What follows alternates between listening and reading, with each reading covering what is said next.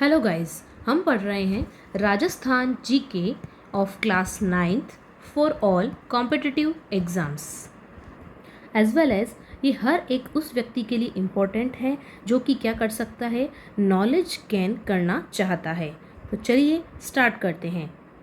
सबसे first topic रहेगा राजस्थान की ऐतिहासिक पृष्ठभूमि। मोस्ट ऑफ क्वेश्चन जो हैं 6 से 7th में रिपीट होते हैं, 7 से 8th में, 8 से 9th में। ठीक है, तो आपको बहुत सारा बेसिक जो है वो पहले क्लियर हो चुका है। तो फाइनली आया है मत्स्य जनपद में कौन से आधुनिक जिले शामिल हैं। ठीक है, शामिल हैं। तो आपको इसकी ट्रिक मैं पहले ही बता चुकी हूँ, याद रख लीजिए ABCD। ठीक है, ए से क्या हो जाएगा, अलवर, बी से भरतपुर, सी से करौली और डी से धौलपुर।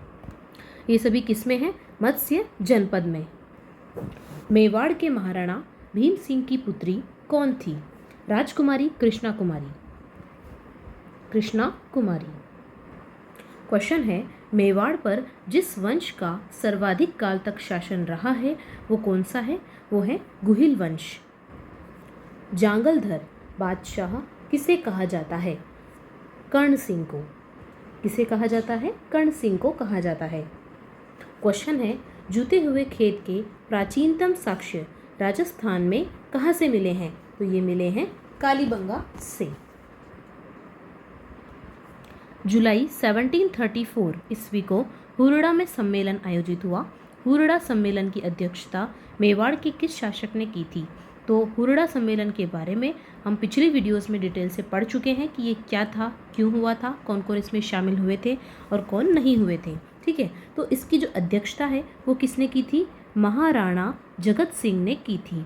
महाराणा जगत सिंह ने हुरड़ा सम्मेलन की अध्यक्षता सन 1734 में की थी, जबकि किसका आक्रमण हो रहा था, मराठों का। तो ऐसे में जो राजपूत थे वो चिंतित थे और उन्होंने अपनी एक जो सम्मेलन है, एक बैठक है, वो आयोजित की थी हुरड़ा में 1734 में। और इसके जो है अध्यक्ष कौन रहे थे, महाराणा जगत सिंह। तराइन के प्रथम युद्ध का परिणाम रहा, तो देखिए यहाँ पर चौहान शासक थे जिनकी विजय हुई थी। ये कौन थे, पृथ्वीराज चौहान। इसमें इन्होंने ये युद्ध जो है वो जीत लिया था। बहुत ही इंपॉर्टेंट है, बहुत बार पूछा जा सकता है और बहुत बार आगे भी पूछा जाएगा, बिल्कुल नो डाउट। तो याद रखिएगा 1191। ठीक है, इजीली याद हो जाएगा ना आपको। 3 बार 1 है, 1 बार 9 है। 1191 में तराइन के मैदान में तराइन का प्रथम युद्ध लड़ा गया था। किन किन के बीच में हुआ था, तो एक तो ऑब्वियस सी बात है पृथ्वीराज चौहान होंगे और दूसरे कौन है, एक मुस्लिम आक्रमणकारी मोहम्मद गोरी। और इसमें क्या हुआ था, जो मोहम्मद गोरी थे उनकी करारी हार हुई थी, इनकी सेना वहाँ से भाग गई थी। यहाँ पर कई बार कन्फ्यूज़न ये रहता है कि पृथ्वीराज कौन से थे, तो ध्यान रखिएगा ये पृथ्वीराज तृतीय थे। क्वेश्चन है, डीग में जल महल का निर्माण किस शासक ने करवाया। बात किसकी हो रही है, डीग की हो रही है। और वहाँ पर जल महल का जो निर्माण करवाया था वो बदन सिंह ने करवाया था। डीग कहाँ पर है, तो ये राजस्थान के भरतपुर जिले में है। बहुत ही ऐतिहासिक ये शहर है, आप लोग यदि यहाँ जाएं तो घूमकर ज़रूर आएं। अगला बार बार रिपीट होने वाला क्वेश्चन है कि कीर्ति स्तंभ विजय स्तंभ का निर्माता कौन है, तो इनके निर्माता हैं राणा कुंभा, जिन्होंने एक विजय के उपलक्ष्य में ये विजय स्तंभ बनवाया था। इसका नाम कीर्ति स्तंभ है, विजय स्तंभ है और विष्णु स्तंभ भी इसे बोला जाता है। विष्णु जी की आराधना यहाँ होती है। कौन से युद्ध में इन्होंने विजय प्राप्त की थी, तो सारंगपुर की लड़ाई में। ठीक है, ये भी आप लोग याद रखें, ये भी पूछ लिया जाता है क्योंकि अब ये जो क्वेश्चन है बहुत ही कॉमन हो चुका है, कई बार पूछा जा चुका है। तो अंदर से भी क्वेश्चन पूछे जा सकते हैं कि कौन सा युद्ध था, सारंगपुर। कौन कौन सी सेनाएं थी, तो महमूद खिलजी के नेतृत्व वाली जो सेना थी और किसके अगेंस्ट, राणा कुंभा। ठीक है, मालवा और गुजरात की सेनाएं थी एक्चुअल में। इसे कब बनवाया गया था ये भी याद रखें, 1440 से 1448 के बीच में ये बनवाया गया था। और इसे क्या कहा जाता है, इसे मूर्ति कला का विश्वकोश कहा जाता है। इसे क्या कहा जाता है, मूर्ति कला का विश्वकोश। साथ ही साथ इसे हिंदू देवी देवताओं का अजायब घर भी कहा जाता है। और इससे रिलेटेड काफ़ी सारी स्टोरीज़ भी हैं। बहुत ही ऐतिहासिक है, इसे स्तंभ कह लीजिए, टावर कह लीजिए। और जो राणा कुंभा थे वो तो सभी को पता ही होगा, मेवाड़ के शासक थे, है ना। और जिला पूछ लिया जाए तो चित्तौड़गढ़। अगला क्वेश्चन है, अकबर ने जयपुर के किस शासक को फर्जंद यानी कि बेटा की उपाधि और 7,000 का मनसब प्रदान किया था? ठीक है, तो जयपुर के कौन से शासक हैं ये आमेर के? दैट इज मान सिंह। देखिए 18 जून 1576, ये देख करके आपको याद आ जाना चाहिए कि ये युद्ध कौन सा है, बहुत ही ऐतिहासिक, बहुत ही फेमस, हल्दी घाटी का युद्ध। महाराणा प्रताप की अप्रतिम बहादुरी, वीरता का प्रतीक, हल्दी घाटी का युद्ध। इस तारीख को कभी भूलना ना, यदि आप राजस्थान की तैयारी कर रहे हैं एग्ज़ाम की। ठीक है, 18 जून 1576 में इसे लड़ा गया था महाराणा प्रताप और किसके बीच में? अकबर की सेना के बीच में। होता उस समय ऐसे था कि जो अकबर के साइड के युद्ध होते थे उसमें अकबर स्वयं तो आता नहीं था, तो उसकी साइड से कोई ना कोई वहाँ पर आता था। तो ऐसे में अकबर की तरफ से जो नेतृत्व था वो कौन कर रहे थे? आमेर के राजा मान सिंह प्रथम। ठीक है, तो उस समय ये किस किस के बीच में लड़ा गया था? महाराणा प्रताप और मान सिंह प्रथम के बीच में ये लड़ा गया था। और इसमें क्या हुआ था? महाराणा प्रताप के साथ में उनका सहयोग किसने किया था? भील जनजाति ने भी उनका सहयोग किया था। आप ये मान के चलिए कि हल्दी घाटी का जो युद्ध है उसका हर एक एक पॉइंट जो है वो अपने आप में बहुत ही इम्पोर्टेंट हो जाता है। आपको सारे के सारे डिटेल में ये जरूर पढ़ करके जाना है, इससे कोई भी क्वेश्चन बन सकता है। अगला क्वेश्चन है, पृथ्वीराज विजय का रचयिता कौन था? पृथ्वीराज विजय का जो रचयिता है हम पहले भी पढ़ चुके हैं, जयानक है। वहीं यहाँ पे विजय की जगह पृथ्वीराज रासो आ जाए, ठीक है, तो कौन हो जाएगा? चंद बरदाई। ये भी हम पढ़ चुके हैं। ठीक है, इसे फिर से बार बार पढ़ के आप लोग कंठस्थ कर लीजिए। अगर विजय आ जाता है तो जयानक, रासो आ जाता है तो चंद बरदाई। जो लोग रिपीटेटिव कई महीनों से, सालों से लगे हुए हैं उन्हें तो यह याद हो चुका है, लेकिन जिन्होंने अभी स्टार्ट किया है वो इसे ज़रूर अच्छे से पढ़ लें। ठीक है, पृथ्वीराज विजय, जयानक, पृथ्वीराज रासो, चंद बरदाई। क्वेश्चन है, राजस्थान में वैष्णव धर्म के प्राचीनतम साक्ष्य किस अभिलेख से मिले हैं? तो ये जो अभिलेख हैं उनमें है गोसुंडी अभिलेख। इससे क्या मिले हैं? वैष्णव धर्म के प्राचीनतम साक्ष्य। चलिए थोड़ा सा जान लेते हैं गोसुंडी अभिलेख के बारे में। ठीक है, देखिए ये जो गोसुंडी का शिलालेख है, अभिलेख है, ये कहाँ पर है? सबसे पहले ये पता होना चाहिए आपको कि ये चित्तौड़गढ़ में है। कहाँ पर है? चित्तौड़गढ़ में। ठीक है, दूसरी बात कि ये कौन सी भाषा में है? तो अधिकतर जितने भी शिलालेख लिखे गए हैं वो संस्कृत भाषा में हैं। ठीक है, कौन सा मंदिर अभी हमने देख ही लिया है? वैष्णव। ठीक है, वैष्णव मंदिर, वैष्णव संप्रदाय का यहाँ पर उल्लेख है। ठीक है, इसी मंदिर के अंदर है ये। कब का है ये? ईसा पूर्व द्वितीय शताब्दी का है। कब का है? ईसा पूर्व द्वितीय शताब्दी। ठीक है, किसने खोजा था इसे? तो याद रखिएगा, श्यामल दास जी ने इसे खोजा था। ओके, सबसे पहले इसे किसने पढ़ा? जो गोसुंडी का शिलालेख है सबसे पहले ये किसके द्वारा पढ़ा गया? तो ये D.R. भंडारकर के द्वारा पढ़ाया गया। ठीक है, D.R. की फुल फॉर्म होती है देवदत्त रामकृष्ण। ठीक है, देवदत्त रामकृष्ण। सपोज वहाँ पे देवदत्त रामकृष्ण लिखा आ गया तो आप कंफ्यूज ना हो जाएं, इसलिए मैं आपको बता रही हूँ देवदत्त रामकृष्ण। कई बार एग्जाम में ऐसा होता है, या तो शॉर्ट फॉर्म दे दी जाती हैं और हम फुल फॉर्म पढ़ के चले जाते हैं तो हम गलत करके आ जाते हैं, तो ऐसा नहीं करना है। ठीक है, तो जो श्यामल दास जी थे उन्होंने क्या किया था? इसे खोजा था और सबसे पहले पढ़ा किसने था? D.R. भंडारकर जी ने। ओके, एक बात और ध्यान में रख सकते हैं, अभी वर्तमान में कहाँ पर है? ये उदयपुर में है। ओके, इसके ऊपर किसका वर्णन किया गया है? तो पत्थर की चार दीवारी और अश्वमेध यज्ञ के बारे में इसमें वर्णन किया गया है। और एक नाम यहाँ पे ये जो आ रहा है श्यामल दास जी, इन्होंने किसकी रचना की थी? एक और चीज़ के लिए फेमस है ये, तो वीर विनोद। किसकी रचना की थी इन्होंने? वीर विनोद। ये भी आप लोग बिल्कुल याद रखिएगा। तो ये थी मेन बातें गोसुंडी अभिलेख से संबंधित। पृथ्वीराज रासो अभी अभी हमने देखा था, इसके जो लेखक हैं वो कौन है? चंद बरदाई हैं, जो कि पृथ्वीराज चौहान, चंद बरदाई कौन है ये? पृथ्वीराज जो हैं शासक थे मेन, उनके ही मित्र थे बचपन के। नागौर का संबंध मध्यकाल में किस प्रसिद्ध सूफी संत से रहा है? देखो यहाँ पे नागौर आ रहा है ना, तो नागौरी तो आप लोग याद रख ही लेंगे मेरे हिसाब से। हमीदुद्दीन, इनका क्या नाम था? हमीदुद्दीन नागौरी। ओके, बहुत इजी है। जालोर के चौहान वंश का जो संस्थापक था वो कौन था? वो थे कीर्तिपाल। क्या नाम था इनका? कीर्तिपाल। क्वेश्चन है, जेम्स टोड ने किसे राठौड़ों का यूलिसेस कहा है? यूलिसेस, ठीक है। आंसर क्या होगा इसका? दुर्गा दास जी को।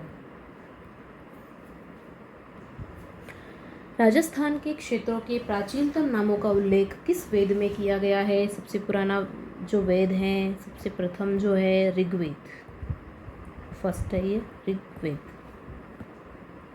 रणकपुर के जैन मंदिर का शिल्पी कौन है? देखिए लगभग हर बुक में पूछा हुआ है, तो ये इम्पोर्टेंट हो जाता है, ठीक है। तो इसका जो आंसर होगा वो क्या हो जाएगा? देपाक। जो देपाक थे वो ही इसके शिल्पी थे। देखिए कर्नल जेम्स टोड एक महान इतिहासकार हुए हैं। इन्होंने राजस्थान की लगभग हर बातें बताई हैं, ठीक है। हर जगह का इन्होंने अपनी बुक में वर्णन किया है और इन्होंने 2 बुक्स लिखी है मेनली, जिसमें एक बुक है annuls and antiquities of Rajasthan, ठीक है। Annuls and antiquities of Rajasthan, इसका जो प्रकाशन हुआ था वो किसके द्वारा हुआ था? मैटर नहीं करता ये रचित किसके द्वारा है, ये मैटर करता है, कर्नल जेम्स टोड के द्वारा। तो ये इसे कब जो है इसका प्रकाशन किया गया था, तो आप लोग याद रखिएगा 1829 में। तो उस समय जब अंग्रेजों का शासन हुआ करता था, इन्हें राजस्थान के लिए नियुक्त किया गया होगा, ठीक है। किसी पद के लिए इन्हें, जैसे कि नाम कर्नल है तो पहले ये आर्मी में रहा करते थे, ठीक है। तो इन्हें नियुक्त किया गया था, तो अब ऐसे में उन्हें राजस्थान के बारे में काफ़ी जानकारी हो गई, राजस्थान में वो काफ़ी घूमे फिरे थे, ठीक है। तो ऐसे में उन्होंने एक पूरी की पूरी बुक ही लिख डाली, क्योंकि ये राजस्थानी कल्चर से बहुत ज़्यादा प्रभावित हुए थे। ओके, तो इनकी बुक कौन सी है? Annuls and antiquities of Rajasthan, 1829। 1800 ईस्वी में सर्वप्रथम राजस्थान के भूभाग के लिए राजपूताना शब्द का प्रयोग किया। किसने किया था? तो ये किसने किया था? थॉमस ने, जॉर्ज थॉमस ने। कवि माघ ने अपने ग्रंथ शिशुपाल वध की रचना कहाँ की थी? किसकी बात हो रही है? शिशुपाल वध की बात हो रही है। आंसर हो जाएगा इसका भीनमाल। कहाँ पे रचना की थी? भीनमाल। देखिए वागड़ की बात आ गई है। वागड़ क्षेत्र में कौन सा क्षेत्र सम्मिलित है? देखिए मेनली इसके अंदर 2 ही झीलें हैं, वो कौन कौन से हैं आप लोग को ये तो इम्पोर्टेंटली पता होना ही चाहिए। ये है बांसवाड़ा और डूंगरपुर। इनके अलावा कुछ और क्षेत्र भी हैं, ठीक है। आसपास के जो क्षेत्र पड़ते हैं, जैसे कि उदयपुर का जो आसपास का क्षेत्र पड़ता है इनके, और प्रतापगढ़ का, तो ये किस में आते हैं? वागड़ क्षेत्र में, ठीक है। तो ये चारों जिले भी इसके अंदर ले सकते हैं अकॉर्डिंग टू ऑप्शन। आपको ऑप्शन किस प्रकार से दिए गए हैं ये आपको पता करना है, ठीक है, और उसी के अकॉर्डिंग आंसर। अगला क्वेश्चन है, लौह गलाने की पट्टियाँ किस सभ्यता से प्राप्त हुई हैं? सभ्यता है, याद रखिएगा, सुनारी। देखिए लोहा और सोना क्या होती हैं? धातुएं होती है ना, तो लोह को इससे आप रिलेट कर सकते हैं, सुनारी झुंझुनू। सुनारी झुंझुनू लोह गलाने की भट्टियाँ इस सभ्यता से प्राप्त हुई हैं। क्वेश्चन है, चीनी यात्री वैनसांग ने कहाँ की यात्रा की थी? ठीक है, ये यात्रा की थी, हम पहले देख चुके हैं इसका नाम अभी थोड़ी देर पहले। इन्होंने भीनमाल की यात्रा की थी। भारत में ताम्र सभ्यताओं की जननी किस सभ्यता स्थल को माना जाता है? ठीक है, ताम्र बहुत ही इंपॉर्टेंट धातु है, तो ताम्र सभ्यताओं की जो जननी है वो है गणेश्वर सीकर, न केवल राजस्थान में बल्कि पूरे भारत में। ठीक है, तो ये है गणेश्वर सीकर। दाऊदी बोहरा संप्रदाय का प्रमुख केंद्र कहाँ स्थित है? गलिया कोट। मत्स्य जनपद आर्यजन के रूप में मत्स्य जाति का उल्लेख सर्वप्रथम किस वेद में हुआ है जो इसकी प्राचीनता का प्रतीक है? वेद पूछा है तो जनरली इसमें 90% में जो आंसर है वो क्या होता है? ऋग्वेद। राजपुताने का कर्ण किसे कहा गया है? कर्ण अपने दानवीरता के लिए फेमस था, तो उसी प्रकार से राजपुताने के जो कर्ण थे वो राय सिंह थे। हम पहले भी पढ़ चुके हैं, इनके बारे में भी पढ़ चुके हैं हम राय सिंह के बारे में। राजस्थान के मरुस्थल में पहले क्या था? ठीक है, सदियों पुरानी बातों की बात हो रही है यहाँ पर। तो उससे पहले जो है यहाँ पर समुद्र हुआ करते थे, चारों तरफ पानी ही पानी। क्वेश्चन है, राजस्थान के इतिहास में रूठी रानी के नाम से कौन प्रसिद्ध हुई? नाम से ही पता चल रहा है, जो रानी रूठ जाए, रूठी रानी। ठीक है, तो ये कौन थी? रानी उमादे थी। जहाँ तक मुझे पता है ये इस प्रकार से रूठी थी कि वापस कभी अपने जो पति हैं उनकी शक्ल इन्होंने नहीं देखी। मालदेव के सेनापतियों जेता और कुप्पा की वीरता से प्रभावित होकर किस शासक को कहना पड़ा, एक मुट्ठी बाजरे के लिए मैं हिंदुस्तान के बादशाहत को खो देता? ठीक है, तो ये कौन थे? शेरशाह। मूवी भी देखी होगी, इनके ऊपर मूवी भी बन चुकी है। भू संरचना के आधार पर राजस्थान को कितने भागों में विभाजित किया गया है? देखिए, सपोज ये पतंगाकार क्या है? अपना राजस्थान है। अब यहाँ पर होता क्या है? सबसे पहले पश्चिमी मरुस्थलीय प्रदेश, ठीक है, इतना जो भाग है वो क्या है? ये पश्चिमी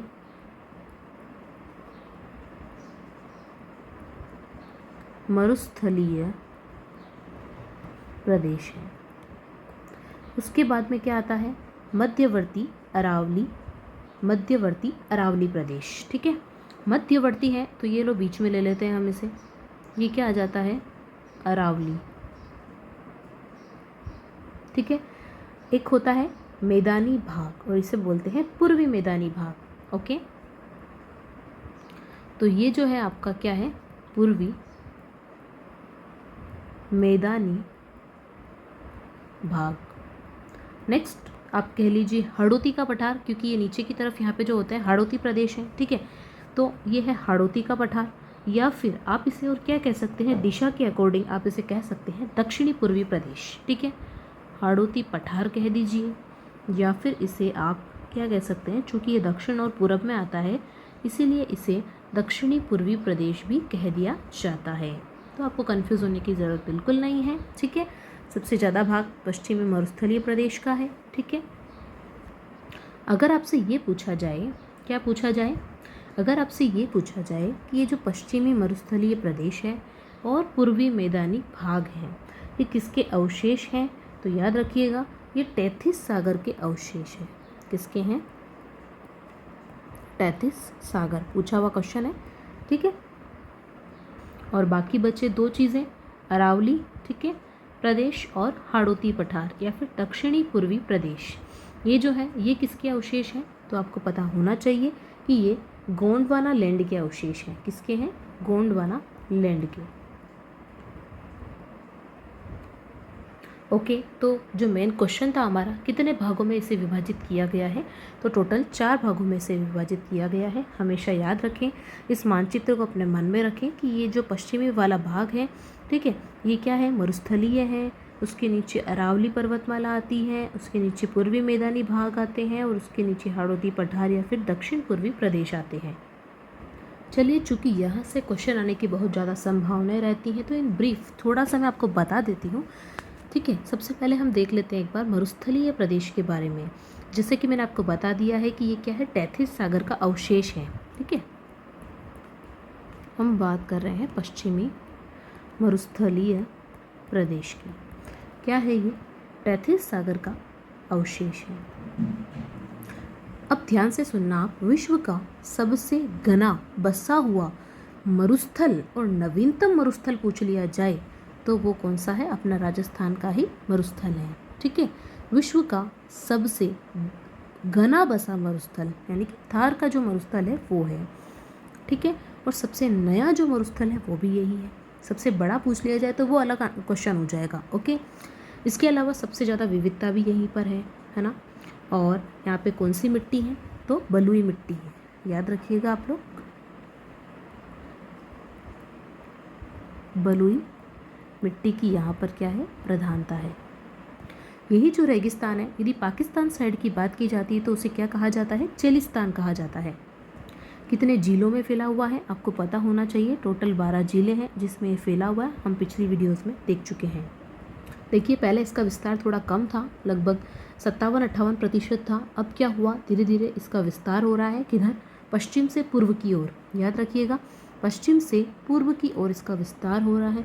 अब इसका टोटल कितना प्रतिशत है, तो 61.11% जो है इसका टोटल विस्तार हो चुका है राज्य में।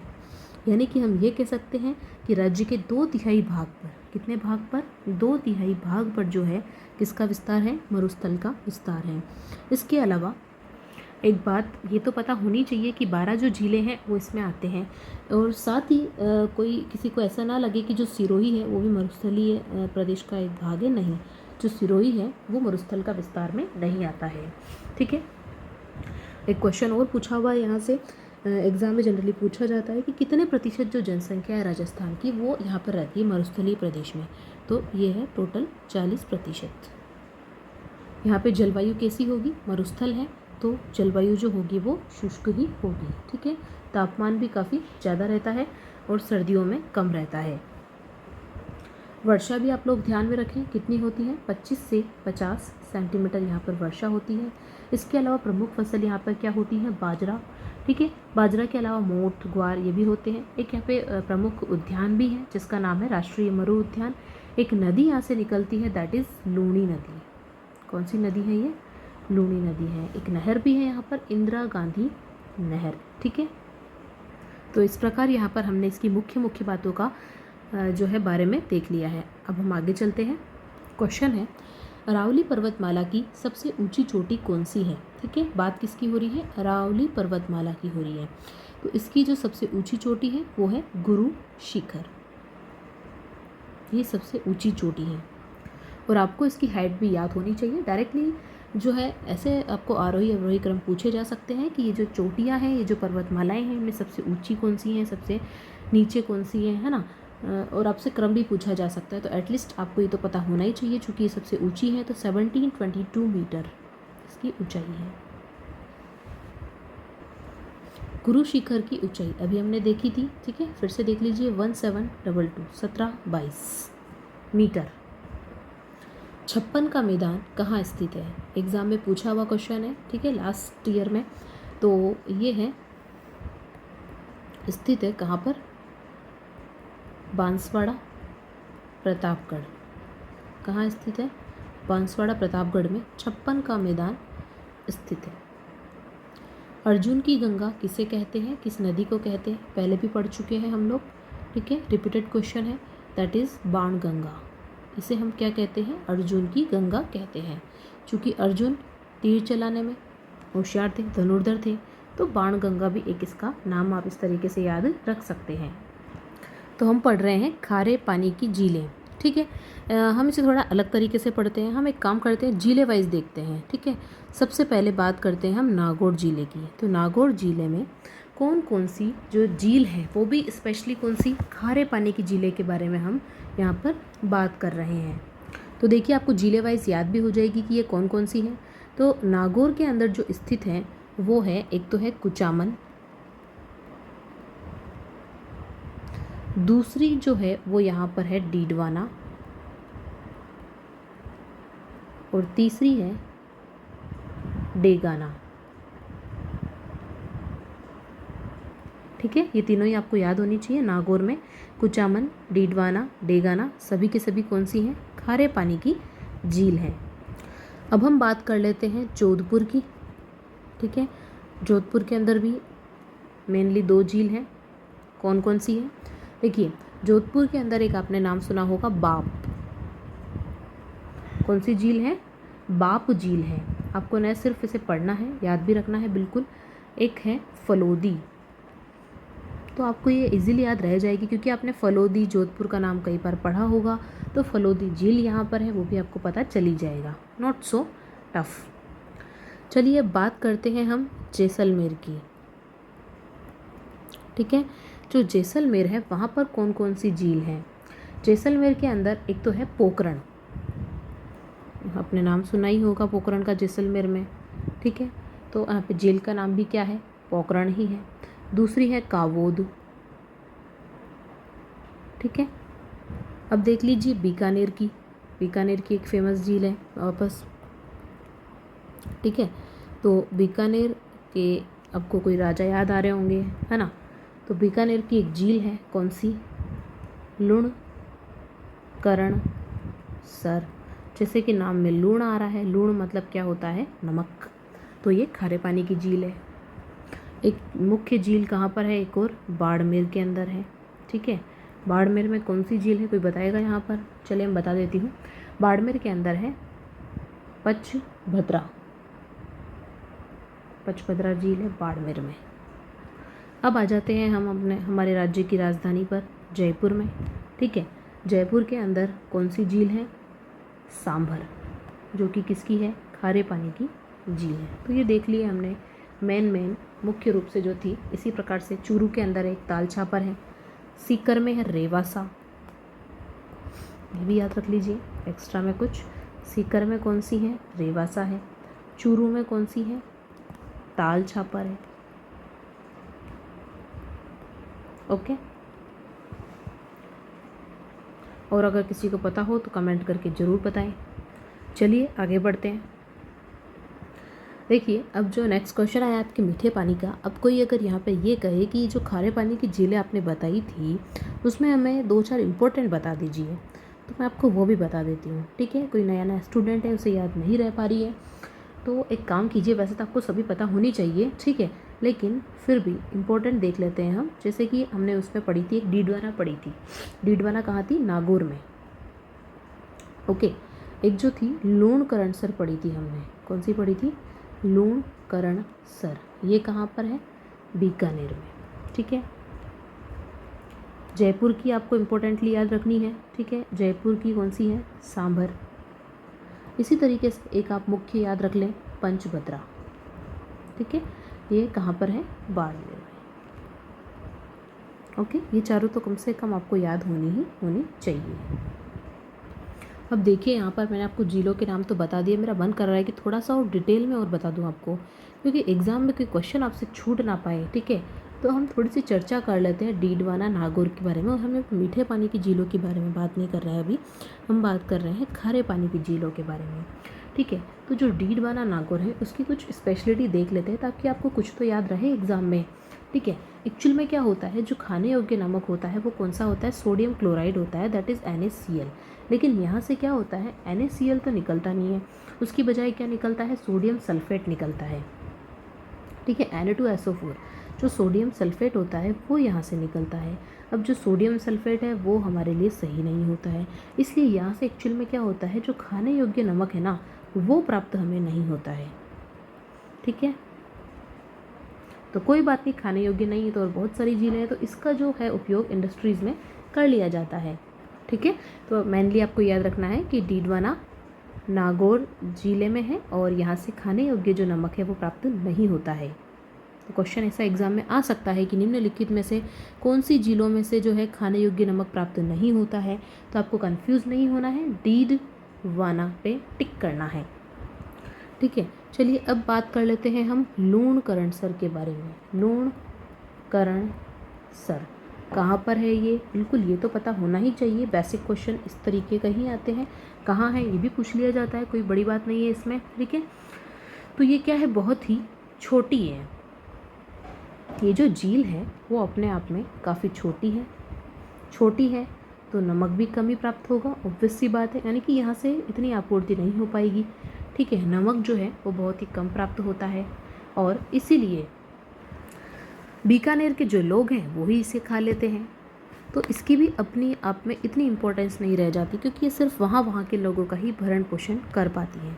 चलिए अगली झील को देखते हैं। झील है सांभर। सांभर का हम खारी पानी की झीलों के बारे में बात कर रहे हैं वैसे, ठीक है। तो सांभर जो है वो कहाँ है? सबसे पहले जयपुर में। इसमें तो कोई नया जो स्टूडेंट है वो कंफ्यूज ना हो, अच्छे से याद कर ले कि जयपुर में है, ठीक है। अब क्या होता है, इसका निर्माण है वो किसने करवाया है? तो ऐसा कहा जाता है कि एक शासक थे, चौहान शासक वासुदेव, उन्होंने इसका क्या करवाया था? निर्माण करवाया था। अब इसकी एक स्पेशलिटी है, वो क्या है कि ये खारे पानी की झील तो है और आंतरिक सबसे बड़ी झील भी है। कैसी है? खारे पानी की आंतरिक, कैसी है? आंतरिक सबसे बड़ी झील है। और ना ही राज्य की बल्कि पूरे देश की जो है, आप ये कह सकते हैं कि एक सबसे बड़ा आंतरिक स्रोत है। अब हम यदि कुल मिलाकर इंडिया से बात करें कि कुल कितना नमक यहाँ पर उत्पादित होता है, तो पूरे भारत का, किसका? पूरे भारत का 8.7% जो नमक है वो यहीं से उत्पादित होता है, ठीक है। तो ये क्या हो जाती हैं? खारे पानी की झीलों में बहुत ही इम्पोर्टेंट होती हैं। अगली जो खारे पानी की झील हम पढ़ेंगे, इसमें हम पढ़ रहे हैं पंचभद्रा।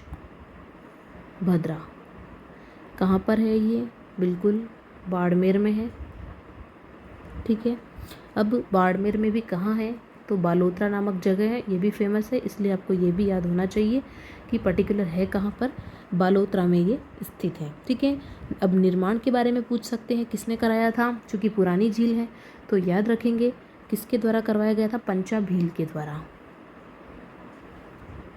अब ये जो झील है ना, इसकी स्पेशलिटी क्या है?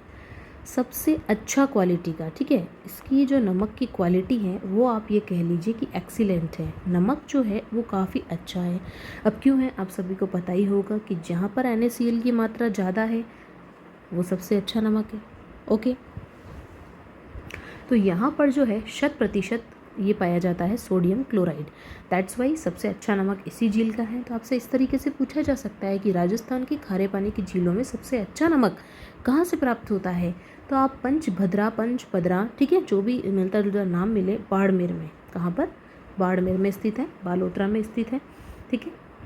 ये भी इस वजह से क्या हो जाती है? बहुत ही इम्पोर्टेंट झील हो जाती है। मतलब चारों में भी लास्ट दो सांभर झील और ये पंचभद्रा झील सबसे ज़्यादा इम्पोर्टेंट है।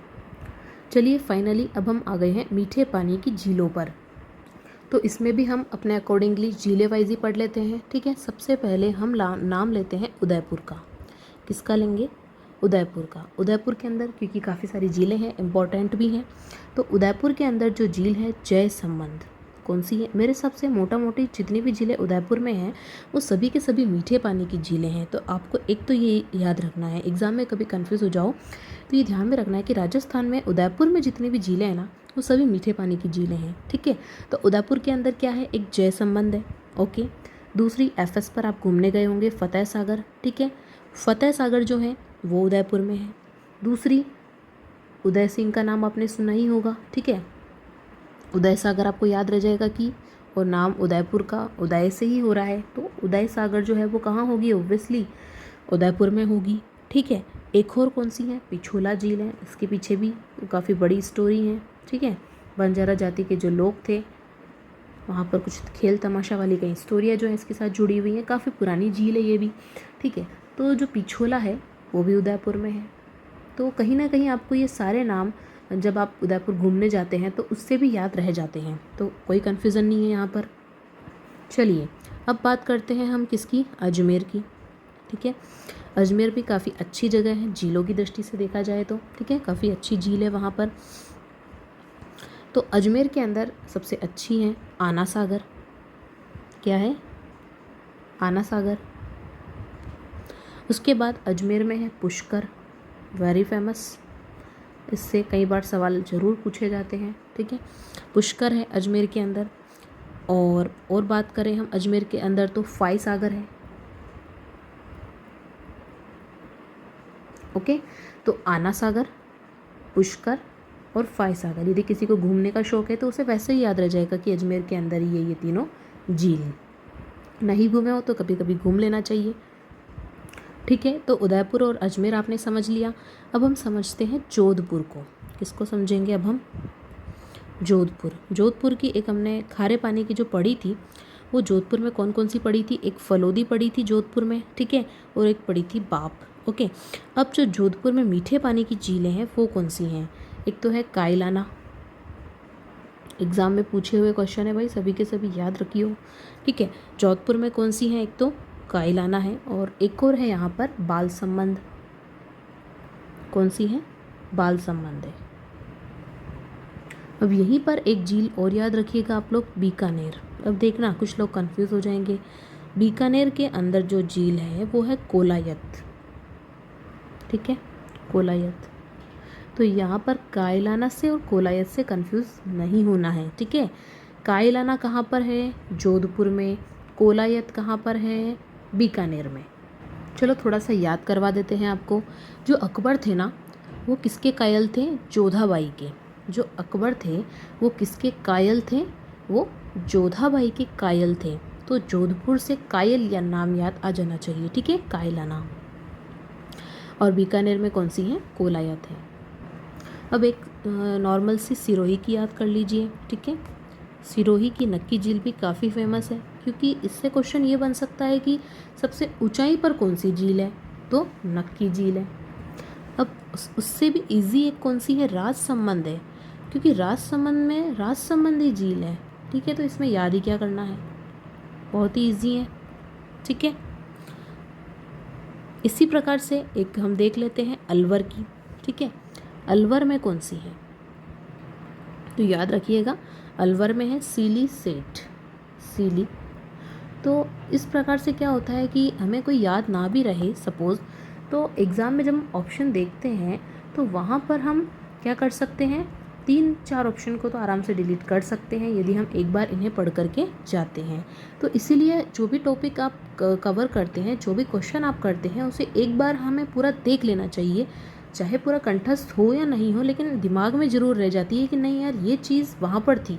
ठीक है, तो इससे हम ऑप्शंस को एलिमिनेट वहाँ पर कर पाते हैं, और कई बार एलिमिनेट कर करके हम अपना आंसर जो है वो 100% राइट करके आते हैं। ठीक है, तो सिर्फ डायरेक्ट क्वेश्चन और आंसर ना पढ़ें, उसका थोड़ा सा डिटेल भी देख लें, आपके ही काम की रहेगी, आपको ही नौकरी दे करके जाएगी। तो इस प्रकार से हमने ये मेन चीज़ें पढ़ ली हैं। चलिए थोड़ी सी स्पेशलिटी और इम्पोर्टेंट झील फिर से एक बार मैं आपको बता देती हूँ। सबसे पहले बात हम एक बार उदयपुर की ही कर लेते हैं। ठीक है, उदयपुर में अभी हमने एक झील पढ़ी थी, जयसमंद झील, परीक्षा की दृष्टि से इम्पॉर्टेंट है। एक्चुअल में होता क्या है, कई बार इस जयसमंद झील की जगह पे पूछ लिया जाता है ढेबर झील। अब विद्यार्थी कंफ्यूज होकर रह जाता है कि ये तो हमने कभी पढ़ी नहीं, तो जयसमंद झील को ही ढेबर झील कहा जाता है। अब इसकी विशेषता क्या है? हर झील की अपनी एक विशेषता आप लोग याद रखेंगे। ठीक है, मीठे पानी की है, जो तो आप सभी को पता ही है। दूसरी बात, सबसे बड़ी कृत्रिम झील है ये। कैसी है? सबसे बड़ी कृत्रिम झील है। अब कृत्रिम है तो ऑब्वियस सी बात है, किसी ना किसी ने तो बनवाई होगी, और किसी ने बनवाई होगी तो ये भी ऑब्वियस है कि मेवाड़ के ही कोई राणा होंगे। तो मेवाड़ के जो कोई राणा होंगे तो वो भी समझ में आ रहा है कि झील के नाम से पता चल रहा है कि ये राणा जय सिंह ने बनवाई होगी। ठीक है, तो राणा जय सिंह ने बनवाई थी। किसका पानी रोक कर बनाई थी? गोमती नदी का पानी रोक करके इसे बनाई गई थी। अब एक स्पेशलिटी तो यह हो गई कि ये कृत्रिम झील है। दूसरी स्पेशलिटी क्या है कि यहाँ पर टापू भी हैं। क्या है यहाँ पर? छोटे मोटे करके कई सारे टापू भी हैं यहाँ पर। अब जैसा कि आपको पता है कि ये मीठे पानी की झील है, तो क्या होगा, उदयपुर में लोग पानी भी कहाँ से पिएंगे? यहीं से पिएंगे। तो जयसमंद झील के पानी से ही यहाँ पर कहीं ना कहीं आपूर्ति भी होती होगी, कहीं ना कहीं ये पर्यटन केंद्र भी है। ओके, और यहाँ से क्या होगी, कुछ नहरें भी निकाली गई होंगी। तो इस तरीके से आपको इसको रिलेट करके पढ़ना है।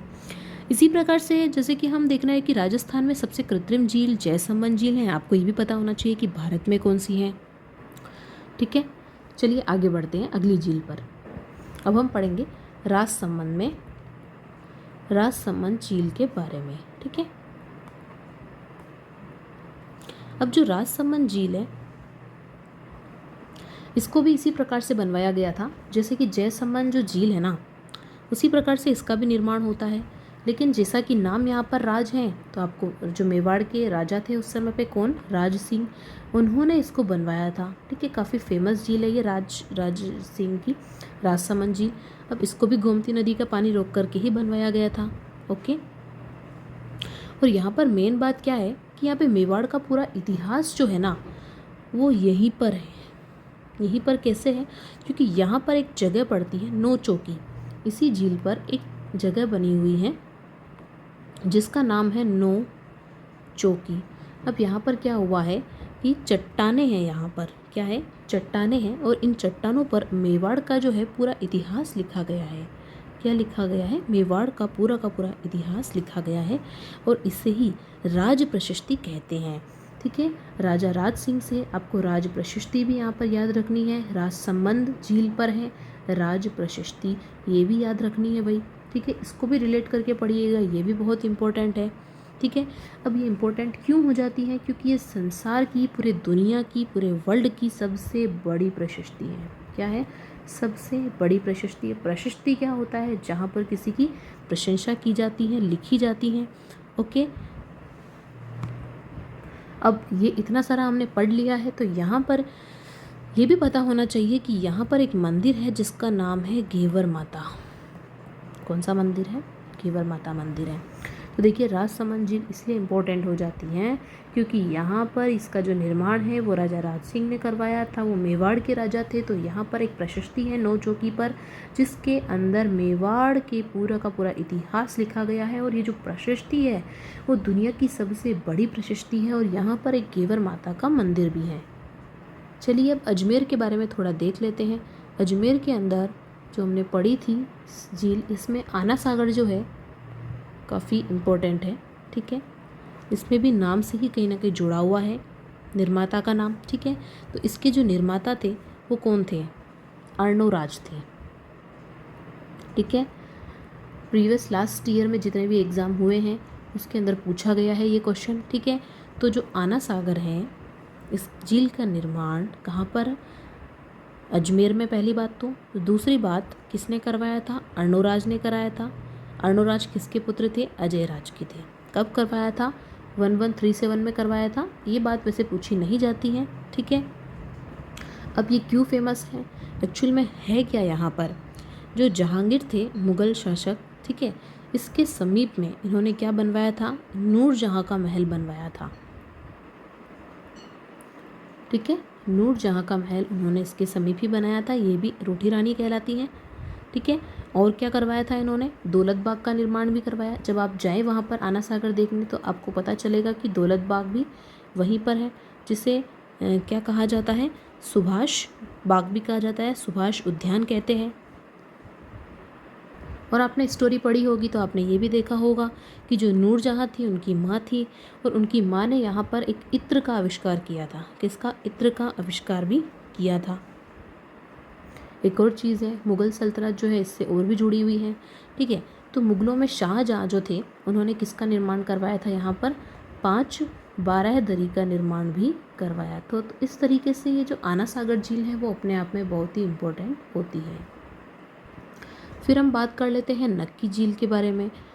नक्की झील, जैसा कि मैंने आपको पहले भी बताया था कि ये क्या है? राजस्थान की सर्वाधिक ऊंचाई पर है। सबसे पहली बात तो अगर आपसे ये पूछ लिया जाए तो ये तो आपको याद आ ही जाना चाहिए कि ये कहाँ पर है? सर्वाधिक ऊंचाई पर है। ठीक है, सबसे गहरी भी यही झील है। अगर आपसे ये पूछ लिया जाए कि राजस्थान की सबसे गहरी झील कौन सी है तो नक्की झील है। ठीक है, एकमात्र झील है जो सर्दियों में क्या हो जाती है? बर्फ़ में कन्वर्ट हो जाती है। ये कृत्रिम है कि प्राकृतिक है, ये भी आपको पता होनी चाहिए कि प्राकृतिक है। ठीक है, अब इसे नक्की झील क्यों कहते हैं? क्योंकि इसकी जो निर्माण हुआ था, खुदाई हुई थी, वो किससे हुई थी? नाखूनों से हुई थी, और ये नाखून किसके थे? देवताओं के थे, इसलिए इसे नक्की झील कहा जाता है। इसी मान्यताएं हैं। अब ये वास्तविकता है या नहीं ये हमें नहीं पता।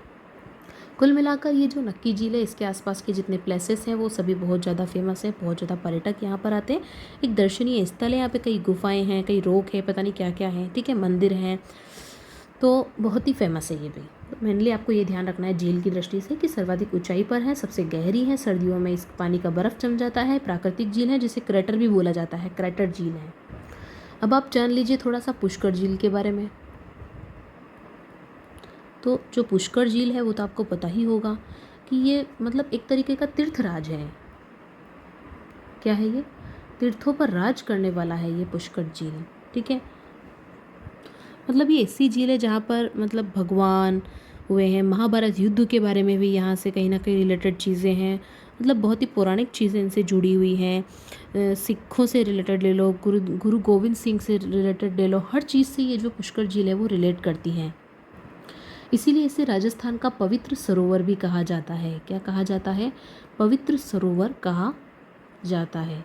अब देखिए लेटेस्ट जो एग्ज़ाम हुए थे इससे क्वेश्चन क्या आए हैं, एक तो घाट के बारे में पूछा हुआ है कि जो पुष्कर झील है ना उसके चारों ओर कितने घाट बने हुए हैं। तो याद रखिएगा 52 घाट यहाँ पर बने हुए हैं। भाई 50 मत करके आ जाना, 52 घाट बने हुए हैं। और यहाँ पर जो मेला लगता है ना, वहाँ से राजस्थान को मेले से जितनी आय प्राप्त होती है सब, वहाँ में सबसे ज़्यादा आय जो है मेलों से प्राप्त होने वाली वो यहीं से होती है, पुष्कर मेले से। बहुत ज़्यादा इनकम जो है यहाँ पर होती है राजस्थान सरकार को। इसके अलावा यहाँ पर एक मंदिर भी फेमस है काफ़ी, श्री रंग जी का जो मंदिर है वो भी यहीं पर बना हुआ है, सबसे बड़ा मंदिर है ये, ठीक है। और कई सारी स्टोरी हैं, आप जब फ्री हो, आपका मन नहीं लगे तो आप इसके बारे में और पढ़िएगा, काफ़ी सारी बातें हिस्ट्री इससे जुड़ी हुई हैं। चलिए एक दो चीज़ और देख लेते हैं कि यहाँ पर क्या है।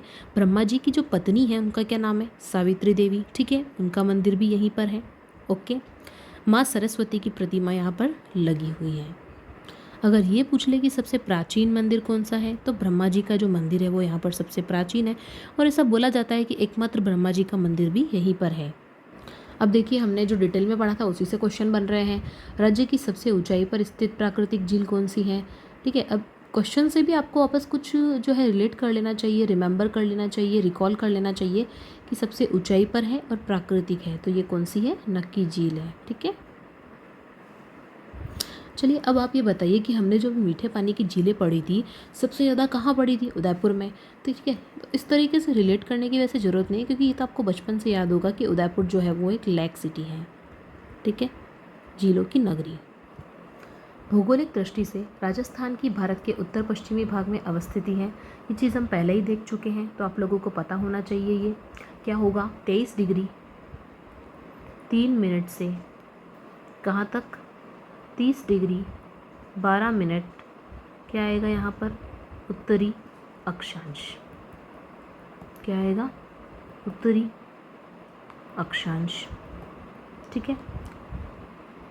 इसी प्रकार से इधर से हम चले तो ये क्या है? 69 डिग्री 30 मिनट से कहाँ तक है? 78 डिग्री 17 मिनट पूर्वी देशांतर। ओके, यहाँ पर भी क्या आएगा? पूर्वी देशांतर, कुछ इस तरीके से है ये, ठीक है। अब यहाँ पे कहा गया है भारत के उत्तर पश्चिमी भाग। भाई सपोज़ ये भारत है, क्या है ये? भारत है, तो भारत में ये कहाँ पर है? यहीं पर तो है, ठीक है। तो उत्तर में भी आ रहा है और पश्चिम में भी आ रहा है, तो उत्तर पश्चिमी भाग हो गया ये, ठीक है, भारत के उत्तर पश्चिम में है। और अगर इनकी स्थिति देखी जाए तो आप लोग ये याद कर लीजिएगा, 30 डिग्री 12 मिनट, इधर कितना है? 23 डिग्री 3 मिनट, और इसके साथ में हमेशा क्या लगता है? उत्तरी अक्षांश लगता है। ओके, जब हम इधर से इधर जाते हैं तो क्या लगता है? पूर्वी देशांतर। चलिए क्वेश्चन है, कोटा बूंदी बारा झालावाड़ किस संभाग में स्थित है? तो कौन नहीं जानता है, ये कोटा संभाग में स्थित है। संभाग को भी हम अच्छे से डिटेल में पढ़ चुके हैं पिछली वीडियोज़ में। राजस्थान का क्षेत्रफल पूछा है, कितना है ये? 3,42,239 किलोमीटर। डायरेक्टली पूछा जाता है ये एग्ज़ाम में, और लास्ट ईयर के एग्ज़ाम की फिर से मैं चर्चा कर रही हूँ कि ये डायरेक्टली पूछा गया है। फिर क्वेश्चन है, ये भी डायरेक्ट पूछा गया है, लास्ट 1 ईयर में जितने भी राजस्थान से एग्ज़ाम हुए हैं ना, उसमें डायरेक्टली पूछा गया है। क्षेत्रफल की दृष्टि से भारत का सबसे बड़ा जो राज्य है वो है राजस्थान।